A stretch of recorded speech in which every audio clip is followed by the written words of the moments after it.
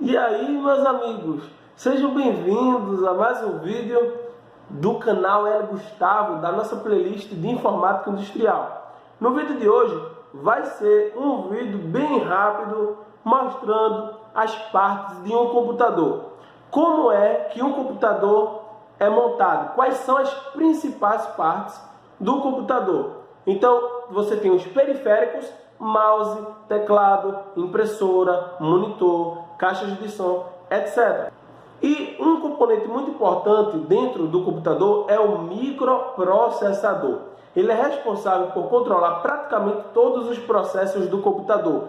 Cálculo, toda a manipulação de dados é realizada por esse carinha aqui, o processador. Quanto mais potente for o processador, ele consegue manipular a quantidade de dados maior ao mesmo tempo em uma velocidade cada vez maior. Então ele controla todo o hardware. Então é esse processador que pega os dados dos periféricos, que pega os dados da memória, que faz toda a manipulação e faz o computador ele funcionar. Exemplos de microprocessadores. A escolha depende da necessidade do usuário em relação ao poder de processamento. Então, você pode ir na loja de informática comprar um computador de R$800. Você vai ter um processador bem fraco em relação ao computador de R$3.000.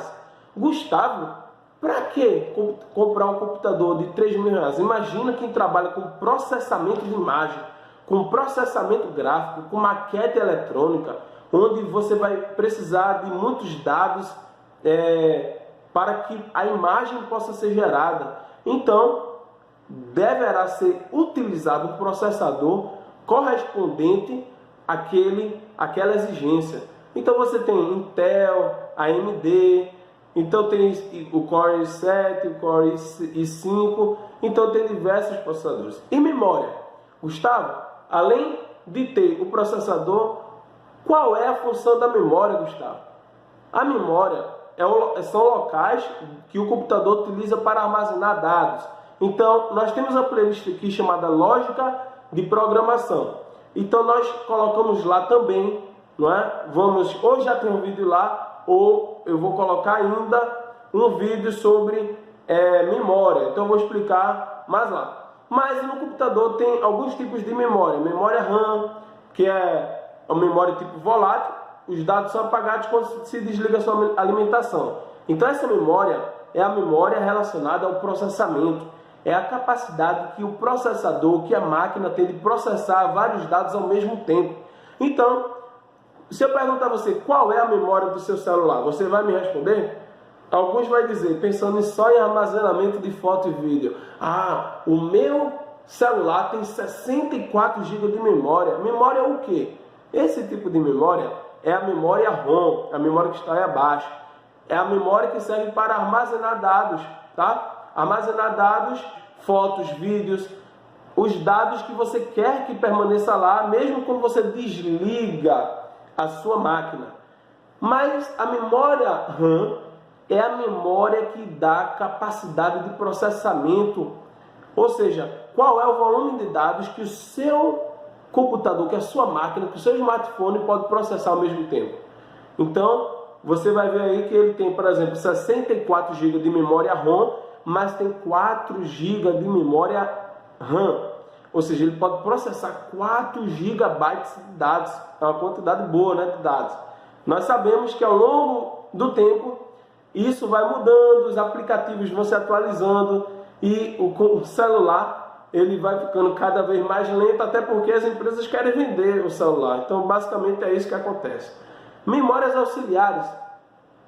Então, a memória ROM, não é apenas para leitura, seus dados não são perdidos com ausência de energia. Então, basicamente, é aquela memória que nós temos para armazenar dados.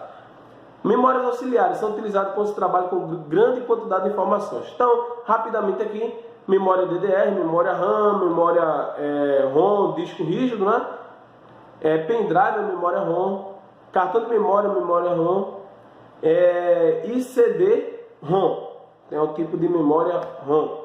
Barramento é o caminho de comunicação do processador com os diversos circuitos componentes do microcomputador, barramento de dados de endereço de controle. Então eu falei que tem um microprocessador, eu falei que tem memória, mas como é que o microprocessador vai se comunicar com a memória? Como é que o microprocessador vai se comunicar com os periféricos? Através dos barramentos. É como se fossem os fios. E no computador, como você tem um espaço muito limitado, você utiliza trilhas. E essas trilhas levam e trazem os dados para o destino desejado. Então, visão geral, você tem um processador que se comunica com a memória, que se comunica com os periféricos de entrada. Então, basicamente, é isso. Gostou do conteúdo? Dá aquele like, inscreva-se no canal, meu amigo. Valeu!